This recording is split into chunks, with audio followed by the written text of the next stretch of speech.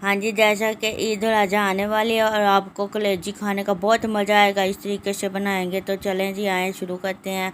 हमने कलेजी ले लिया है, तो इसके बाद इसमें हम नमक और विनेगर लगा के 15 मिनट के लिए रख देंगे।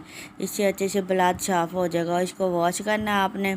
वॉश करने के बाद इसमें आपने दही और टमाटर, लहसुन, अदरक का पेस्ट और हरी मिर्चें और सुरख मिर्चें और साथ में आपने डालना है इसमें खुश्क धनिया पिसा हुआ और नमक।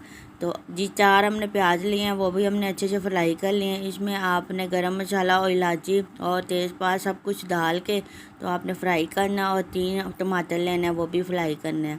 और इसके साथ ही आपने कलेजी डाल देनी है। तकरीबन 20 मिनट के लिए मैंने वो रखा था मैरिनेट करके। और इसके बाद ये गरम मसाला और कसूरी मेथी डाली है और इसके बाद ये धनिया डाल धूल के और बहुत मज़े की ये देखे बन के तैयार हो गया। ईद का इंतज़ार ही नहीं कर सकते।